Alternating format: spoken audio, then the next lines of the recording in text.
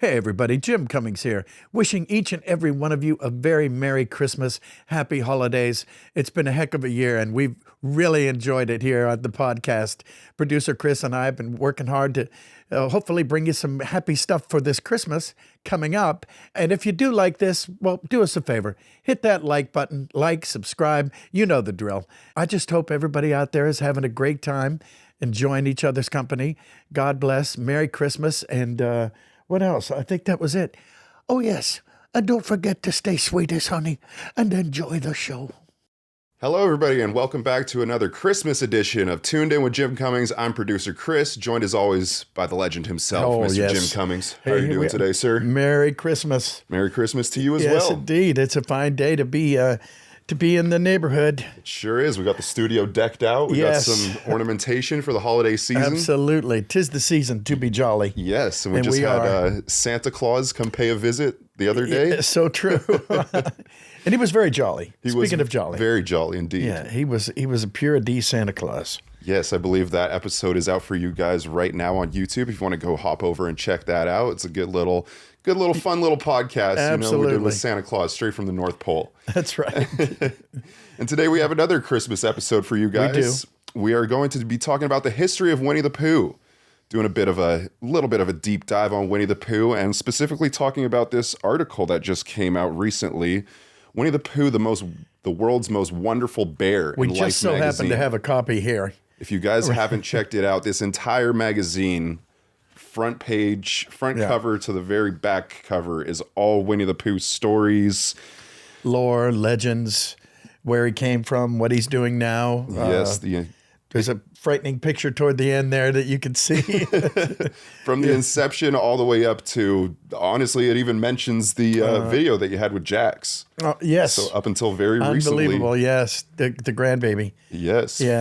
From almost the silent era all the way up to social media. That's how long this Winnie the Pooh run has been. That's true. That's so true. Quite incredible. It really is, if you think about it. And it started with A.A. Milne. He was writing it, and E.E. Shepard, I think. E.H. Shepard was the illustrator, and he was trying to be a very sincere writer, a very serious writer. He wanted to write fiction and this and that, and he just made this up apparently for his little son's edification, and that son's name was Christopher Robin. Christopher Robin. So, what a coincidence, or not. But it's kind of fun fact to know there. Yeah, and in this Life magazine, they go into great detail about, the inception of just how A.A. Milne even came to think of this idea. I mean, he used to take Christopher Robin to the London Zoo, where there was a bear that was donated by a World War I veteran by the name of Winnipeg, because the bear was from Winnipeg. From Winnipeg, right. And Christopher Robin had got the real life Christopher Robin had got this little teddy bear for his first birthday. And he would take it everywhere with him. And originally the name was Edward Bear. And in the article it says that Edward is the formal name for Teddy. But as we all know, Theodore Roosevelt was the inspiration behind the teddy bear. Yeah, that's right. So maybe there was something, across the pond. Over there, Across the pond, you know. Teddy's more common for Edward. Who knows? Nonetheless. Yeah, either way. A.A. Milne saw his son kind of attributing, Winnie and this bear, and started calling this bear Winnie. And at that moment, as it's stated, it struck inspiration for him. Like, oh, this is a really, kind of organic pairing, and the innocence of a child, absolutely. With the... And all the characters in the 100 Acre Wood, if I'm not mistaken, aside from Owl, are based on Stuffies. If I'm not, I think so. Yes, that's right. Yeah, they all had bases. And they're all basically emotions too. Each one of them represents an emotion. Piglet is shy; he's timid. Pooh is blissful. Tigger is ebullient, and so on and so forth. And it's kind of interesting if you think about it. Yeah, and so I'm going to refer to my notes so I don't get these dates wrong and get attacked in the comments here. Yeah, that's right. But the very first creation featuring Winnie the Pooh and Edward Bear, because originally A.A. Milne had released some poems and short stories about the character without really solidifying it. That was all the way back in 1925 Christmas Eve story commissioned by A.A. Milne. And like we said, the character was based on Christopher Robin's stuffed toys. And the full Winnie the Pooh book was first published in 1926. Wow. So we are almost, I mean, I know this year is Winnie the Pooh's 100th birthday, but now next year will be the 100th year of the first publication, which is... So we're going to milk the hell out of this, folks. So be prepared. Gird your loins. We're not done with you yet. No, it's kind of, I guess, I'm trying to think, it doesn't necessarily make him the oldest cartoon character, because I think there's a mouse for that. I could be wrong. Yeah. But certainly one of the oldest characters from fiction. Mm-hmm. You know, Yeah. And even though parts of it aren't fiction, maybe the 100 Acre Wood is only like 89 acres. Who knows? I don't know. But yeah, it's interesting. Yeah, the interesting thing to me was, you know, in this Life magazine, they talk a lot about the house at Pooh Corner, which was created in 1928. And that's when Tigger, the character, was first introduced to Pooh and That's right. Pooh and his gang. Yeah, he wasn't in the very first. Yes, he That's was. right. He was off doing something else. Tiggers were very busy. They got a lot of bouncing to do, but they finally caught up. So, and I'm so glad. Yeah, and so this House at Pooh Corner was a big hit, and the stories, the broadcasts, the dolls, all of this in 1931 was producing $50 million annually. Yeah. In 1931. 1931. Which somebody with an inflation calculator let us know what that is Wow. today, because that is crazy. It's a lot of money. It was a lot. It's a lot of money right now. Yes, and this is within 5 years of the creation of it. Yeah. And generating that much money, so it was just a major hit right out of the gates. Boy, you're not kidding. And one other fun little fact that was mentioned was it was so popular, just like today. You know, there's knockoffs, and Yeah. there was early adaptations of unauthorized Soviet cartoons featuring Winnie the Pooh in the 1960s, and live action sketches, apparently even one with Shirley Temple in the 1950s. Unauthorized, Right. not I didn't- licensed to be didn't allowed. know anything about that. Yeah. I never knew Shirley Temple had anything to do with It'd be so cool if we Pooh. could dig up some footage on that or something yeah. to include in a little short for this video. Yeah, somebody let us know, would you? Yeah. You guys know everything. But it wasn't until Yeah, we are 1961 that Walt Disney acquired the rights. And I Yeah. think that's when it just got turned into Overdrive, right? Yes, I got to be. And they started off as shorts, Winnie the Pooh and the Honey Tree, Winnie the Pooh and A Day for Eeyore. And I think the one was, I'm checking the notes here, just Winnie the Pooh, I think. New Adventures, that was a separate one. But they put the first 3 shorts together, and if you added the 3 shorts up, it became feature length. So they could legitimately throw it out there to the Oscar run, and I believe it won, didn't it? Yeah, I believe so. And it won, and then they put it on the shelf for 20-some years. Which, I mean, you win an Academy Award. Do you do a sequel? Nah, let's retire them. So now, mind you, I'm glad they did, because it gave me a chance to grow up and be old enough to audition for Winnie the Pooh. And I believe I'm glad they did that. I believe the 3 that they put together that you're referencing turned into the Many Adventures of Winnie the Pooh in 1977. I believe that's the one. Oh, could be, yeah. I believe that's the one, because that was still before you took over the role Yes, from that's right. Sterling, correct? Correct. Yeah, I didn't show up till 84, I think. Yeah. 84. So that would have been Sterling Holloway. And Yes. you've got to meet him before, just briefly, right? Briefly, yes. I almost met him. I was down in Laguna Beach. Don't stop me if you've heard this before. I was down in Laguna Beach, sitting there having lunch, thinking there was nobody there. And the waitress walks over and says to someone we could not see in the corner, "Have you decided what you would like to have for lunch?" And you hear this little voice, "I believe I shall have the chowder." And I went, "Winnie the Pooh," very distinct voice. Yeah. And I went and I looked over there, and there was Sterling. He was sitting there, and he had all this gigantic shock of white hair sticking up just all over, cute as you could be. And I just, Winnie the Pooh, And never knowing that years later I would end up, and I have the white hair and everything. So it's cool. But yeah, that was my one run-in. And to this day, I regret not going. I don't know what I'd have said. Right. Yeah. You never do. You never, because you go up and go, ha, ha, ha, and then he says, yeah, police, get this guy out of here. But that was my big run-in. Yeah, one of the things that I was reading about him that was really interesting to me was he started his career back in the silent film era. Yeah. And how, ironic might not be the right word, but it's funny how the show business, entertainment industry works out for some people like that. You're literally born into an era where there's no sound in movies. Yeah. And then you have this voice where I'm going to... Iconic. Approximately, not verbatim quote them, but they said his voice was just like the best castable thing that they could have had. Oh, yeah. The talkies started, in the late 20s. And boom, he started getting these roles as sidekicks, getting all these little bit roles and stuff like that. And then his voice just resonated so much with Milne that they were like, oh, this is the guy. Yeah, gotta be, yeah. And that reminds me too, I feel like A.A. Milne Disney liked him too. Yeah.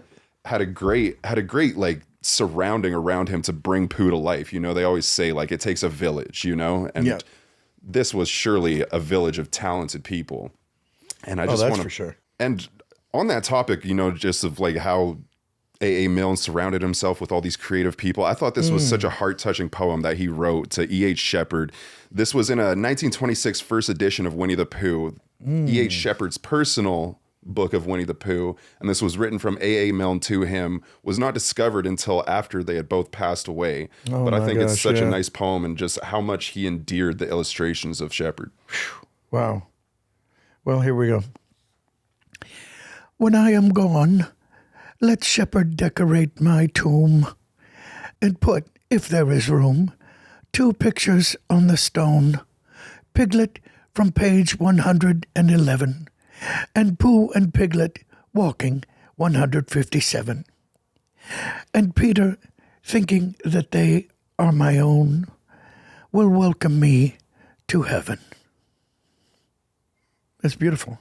I just think that's so, like, I couldn't think of,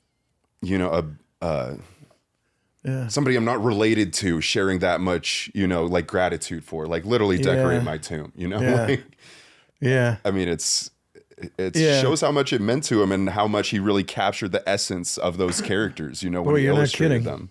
Wow. It was like 2 peas in a pod. It was... Yeah. Yeah. Well, those classics are, everybody thinks of the Disney version with the red sweater and what have you. But I think that the simple beauty of his illustrations are they're good enough to inspire this incredible legacy that we have here today. So yeah, and Pooh and Piglet have always been like the 2 best buds, right? Yes, absolutely. Like I think it's easy to think that it's Pooh and Tigger, but it's really Pooh and Piglet, right? Pooh and Piglet are the best of friends. Yeah. Yeah. Pooh's very he looks out for Piglet because Piglet's a very small animal, as he will tell you all day long. Yes, he is, and I think I skipped over one very quote. Big heart too. I wanted to mention earlier as well. Yes, I wanted to say this in the beginning, so I'll just skip back to it. This is the Life magazine's intro of Winnie the Pooh, and I think they do a great job summarizing it really quickly here. I'm just going to read this. Winnie the Pooh, sometimes called Edward Bear or simply Pooh, has a complicated backstory involving a plush toy, a real-life bear named Winnipeg, who we mentioned, who lived in the London Zoo, and a swan. The swan apparently was where the Pooh part came in. That's debated a little bit. If you guys want more detailed information on this, you guys should really check out our podcast with Reed Moon that we did last year. He's like, he knows everything. He's like about pretty much a everything. historian. He had first edition copies of the Winnie the Pooh books that he shared. We'll put a link in the description to that podcast because it's really good if you want more information about this stuff. Christopher Robin called the toy Edward, and after several visits to the zoo, also became attached to Winnipeg. One day, when father and son encountered a swan at a lake, Christopher Robin named the bird Pooh, which in turn inspired Milne's imagination. The plushie briefly as Edward in the 1924 poetry collection when we were very young, and as Winnie the Pooh in a story that ran in the London Evening News in 1925, which marks the 100-year anniversary of Winnie the Pooh this year. That tale, The Wrong Sort of Bees, was later introduced in Milne's first volume of short stories about the bear, Winnie the Pooh. Mm-hmm. So that gives you a quick little rundown of what we were just talking about, more concisely. Pooh lore. Some little Pooh lore. And honestly, like, you really need to pick up this magazine. I mean, all the research I could do in the world is all encapsulated in this magazine. It's, reading through it, there was nothing really that I looked up that wasn't at least touched on in here. Obviously you can get deeper, as the iceberg goes. But yeah, they did their homework. And I love those illustrations. I just love the way they look. Mm-hmm. It just reminds me of the good old days, and I wasn't even there. Yeah, it's very evocative of that time period. Absolutely. Now this, I thought also you could read. I thought it would be nice for you to read. It's from one of the original, let me just get the source here so I'm not misleading anybody. This is from one of the first 10 stories written about Winnie the Pooh, and I thought this was a good little short excerpt of Pooh Bear and Christopher Robin. If you don't mind reading this top left one here. Let's see what we have here. And again, I think it's cool to just connect the old with the new, have a good look back on the evolution of such an iconic character. Chapter 8, in which Christopher Robin leads an expedition to the North Pole. Christopher Robin was sitting outside his door, putting on his big boots. As soon as he saw the big boots, Pooh knew that an adventure was going to happen. And he brushed the honey off of his nose and with the back of his paw and spruced himself up as well as he could so as to look ready for anything. "Good morning, Christopher Robin," he called out. "Hello, Pooh Bear. I can't get this boot on." "Oh, that's bad," said Pooh. "Do you think that you could very kindly lean against me? Because I keep pulling so hard that I fall over backwards." Well, Pooh sat down, dug his feet into the ground, and pushed hard against Christopher Robin's back. And Christopher Robin pushed hard against his, and pulled and pulled and pulled at his boot until he got it on. "Whew! And that's that," said Pooh. "What do we do next?" "Well, we are all going on an expedition," said Christopher Robin, as he got up and brushed himself off. "And, by the way, thank you, Pooh." Very polite. To me, that just captures like so much of the endearing allure of Winnie the Pooh, just in general. He's so willing to be helpful and so empathetic and so selfless. Yeah. And I think that inspires people because it's hard to be like that in real life. It's hard to just constantly be like that. We get caught up in, the milieu of life, really. And everything. And Winnie the Pooh just finds such beauty and such simplicity, like I agree, a red balloon. Well, just give me a red balloon and I'm satisfied all day. I'm happy. Yeah, that's right. And a smack roll. And a smack roll, of course. Oh my gosh, yeah. Well, I think that's why these books are so, the stories are so appealing. They're not really tied to an era. Mm-hmm. They're not a fad. They're not a skateboard. They're nothing. I've said it before. The appeal of Winnie the Pooh and the whole 100 Acre Gang is just timeless because it doesn't have anything to do with the computer game, or it's not a skateboard. Like I've said before, it's just sweet stories, and there's always going to be room for that. Mm-hmm. There's always going to. It's nice to.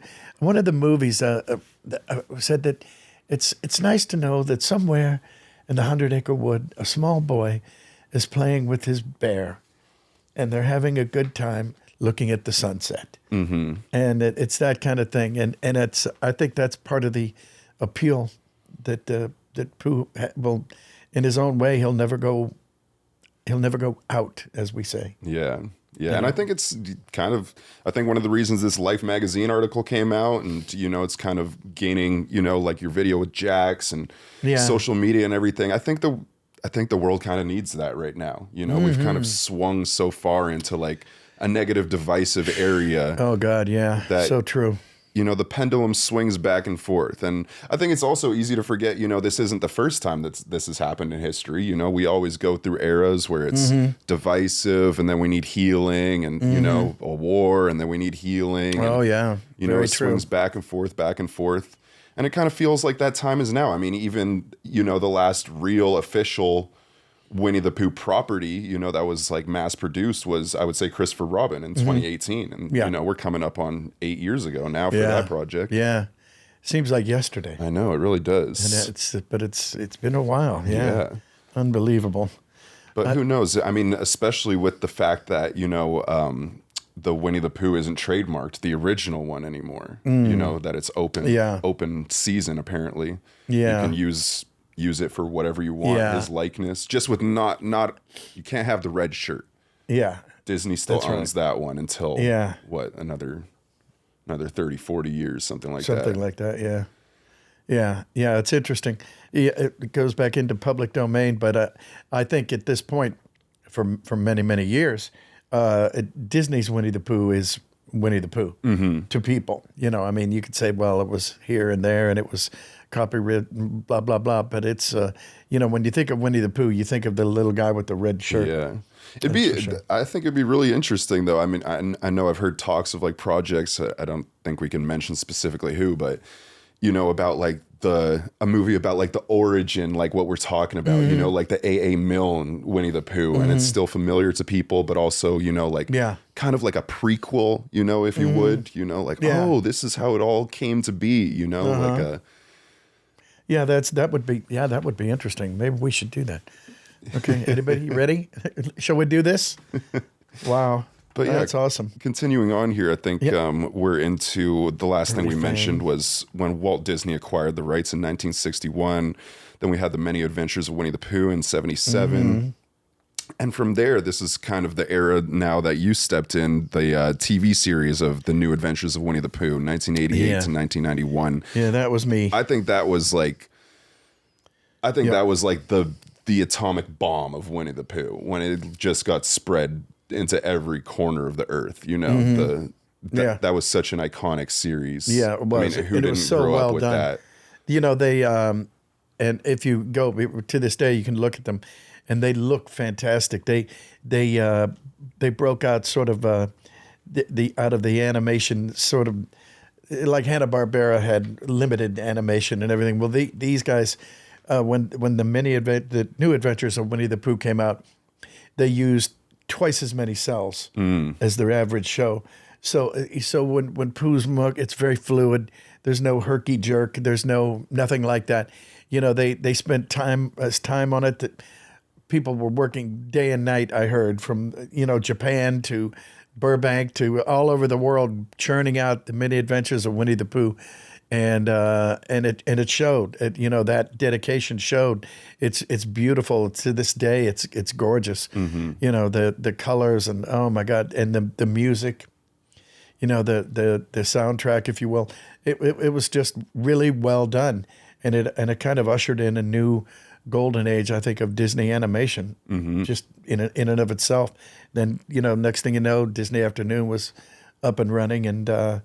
And I think the success of that Winnie the Pooh series was a real linchpin. It was a real launch pad for everything, and here we are still talking about it. So must be doing something right?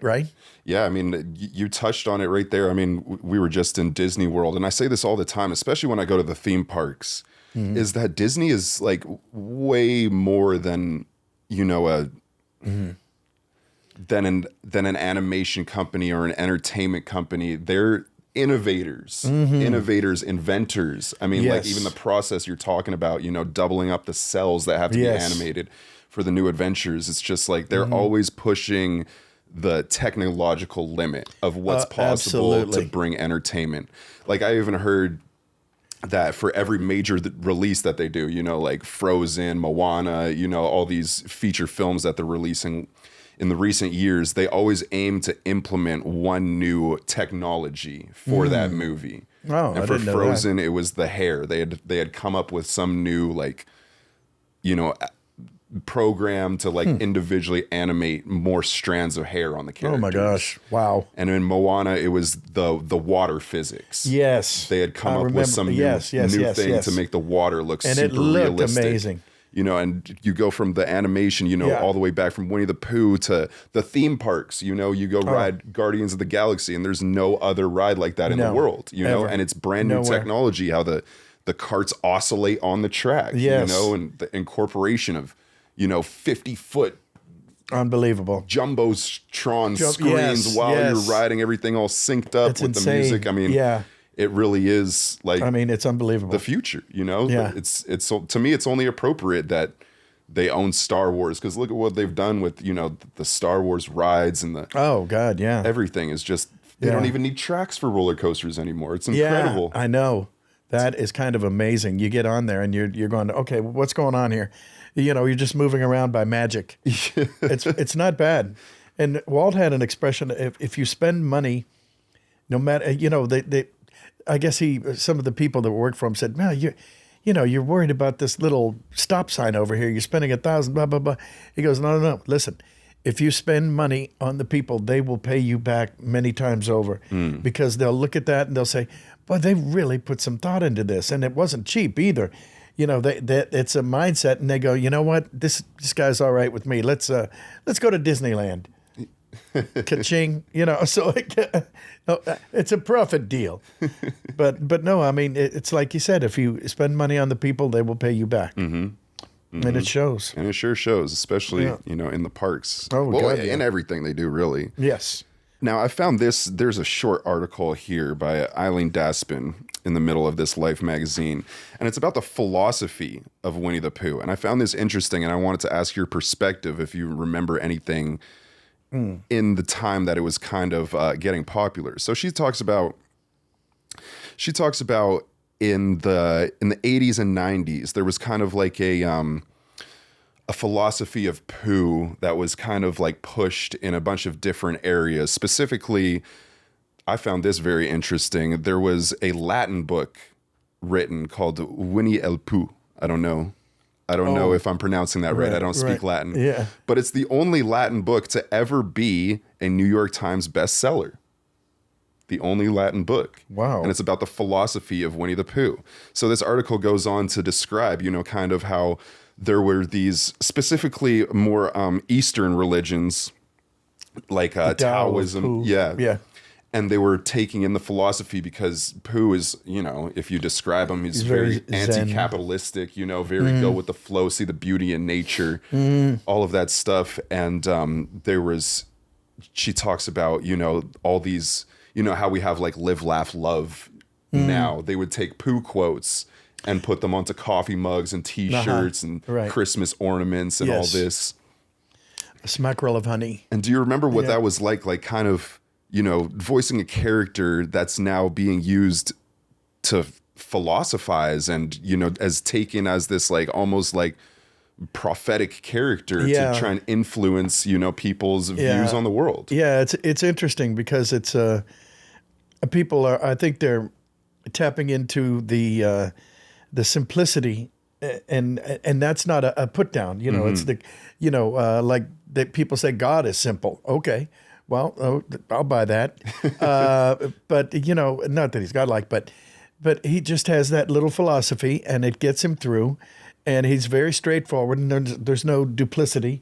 He's not going to, you don't have to worry about Winnie the Pooh pulling a con on you, and it just comes very much from the heart, and I think that has enormous appeal today, for everybody. People don't mind that at all. They'll say, well, yeah, it's kind of saccharine, it's kind of da-da-da. Well, people don't mind that.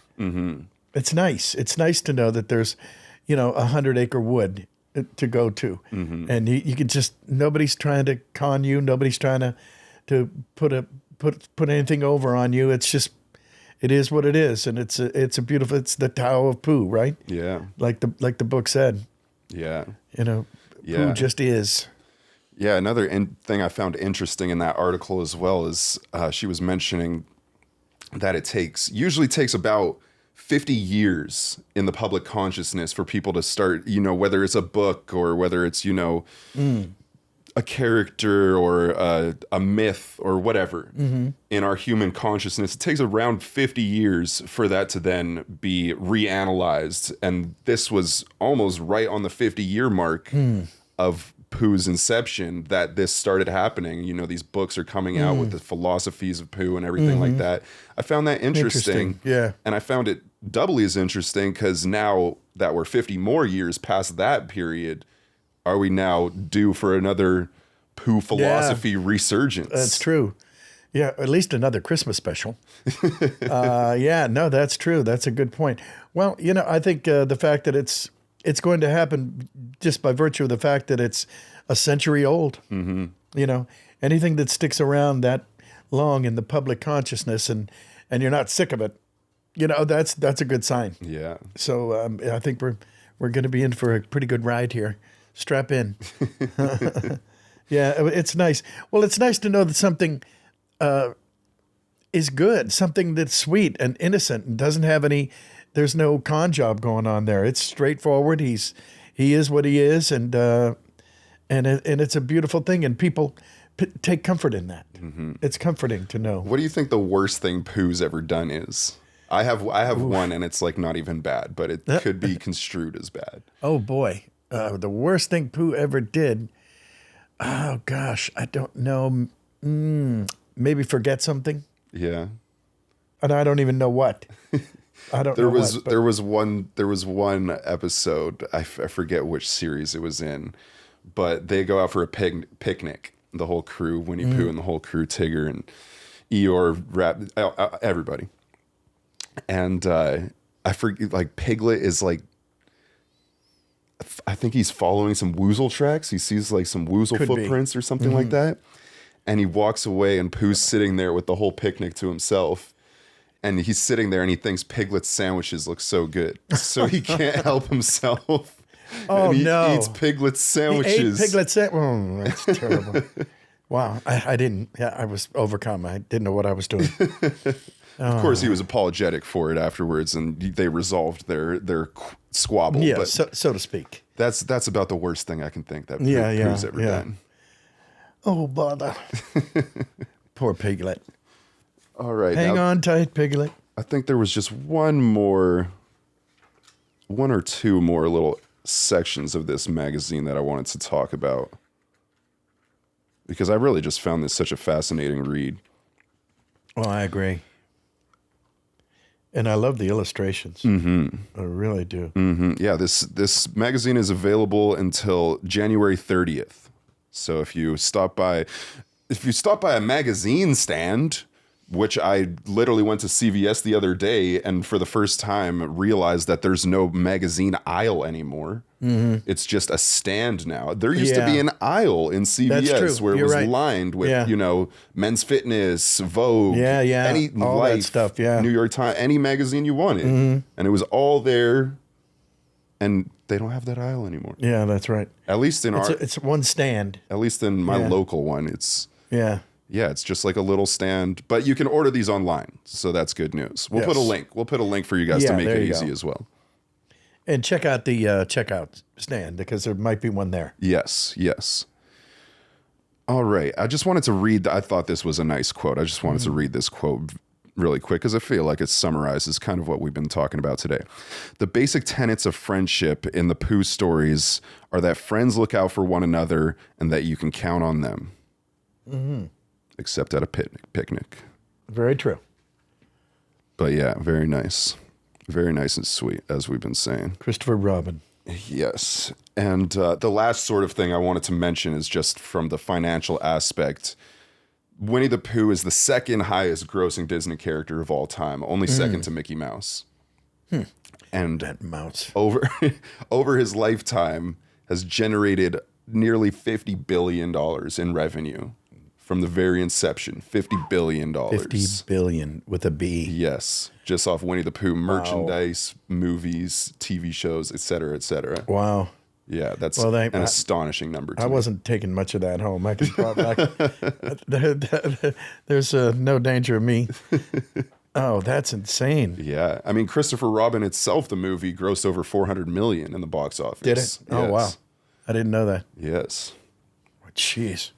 Okay, where's the residual truck? I'm waiting. Wow. Well, I hope you guys like that anyway. It sounds like you did. Buy the DVD.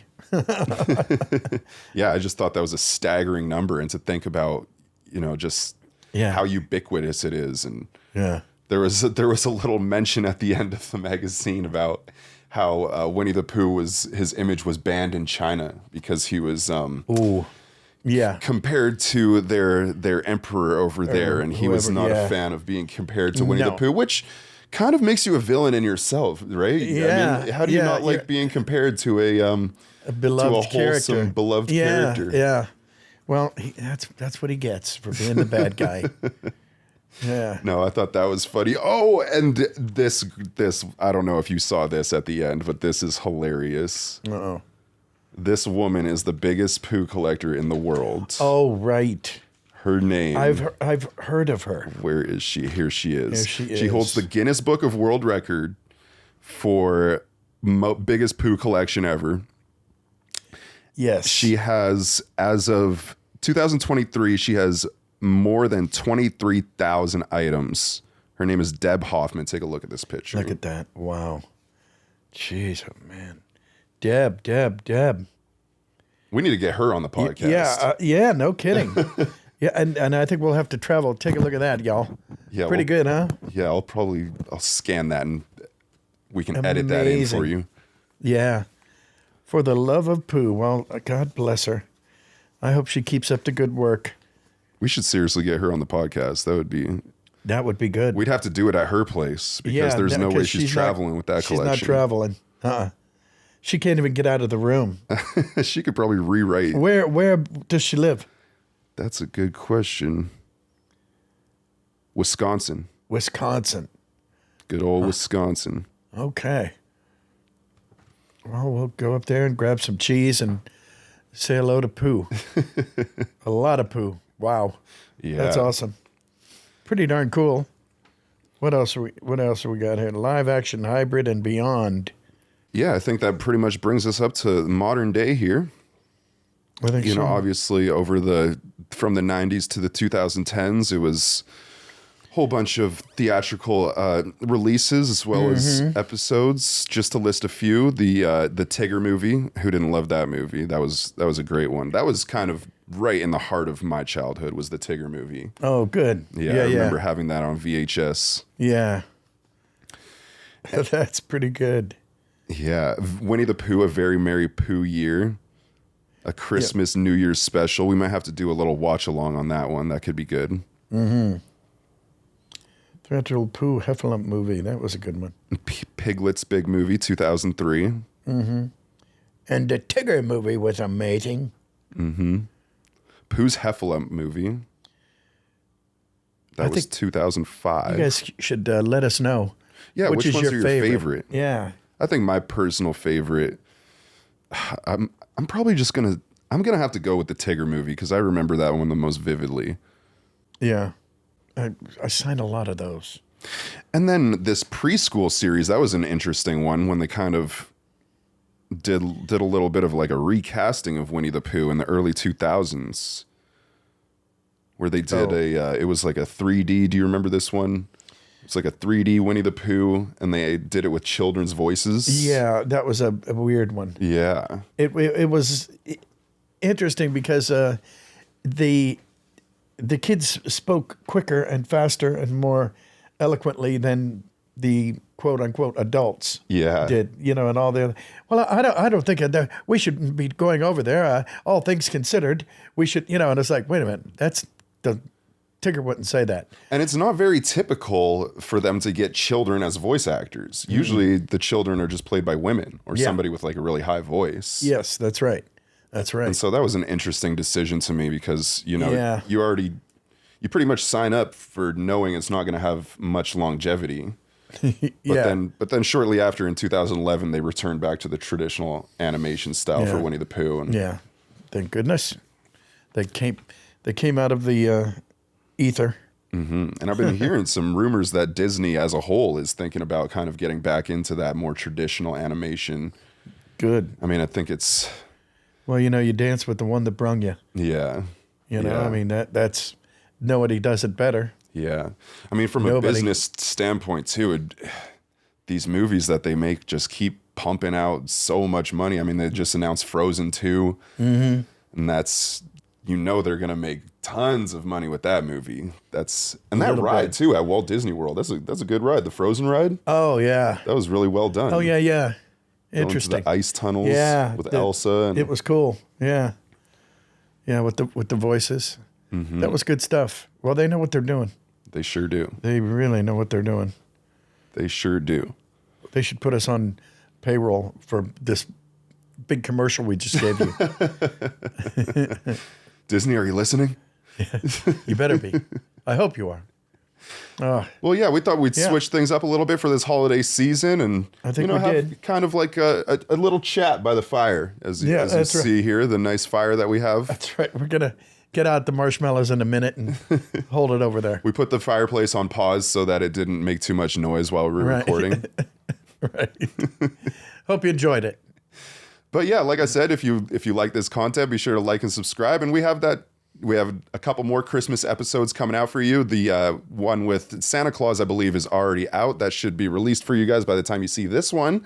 So go check out that podcast. That was a fun time as well. Very fun. And I need to get some more use out of this elf costume. That's right. I got it for a reason. We gotta get right. Got to get a couple more Christmas wear episodes. This damn thing. That's right. And we this cow and milk it.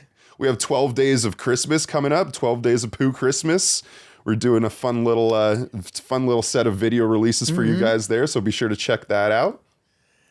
And other things said, I think that pretty much wraps it up for this episode. Yes, Hope you guys enjoyed it. Please pick up that Life magazine. Honestly, they're not paying me to promote it or anything like that. I just personally, as a fan, it was such a good read, and it was it's a kick. It's very cool. Very insightful. It's informative. If you're a fan of Winnie the Pooh and Jim, and it just really takes you through like a whole history and a breakdown over a course of 100 years. It's quite fascinating. Yes, it is. I agree. And we're not getting any money out of it, so it's sincere. But thank you all very, very much. God bless. And Merry Christmas to all. Yes, Merry Christmas to you all. Thank you so much for watching. If you like this content, you know what to do. Like and subscribe. You can check out bonus stuff on Patreon. Once again, Merry Christmas. I'm producer Chris. As always, the legend Jim Cummings. We will see you in the next one. Amen.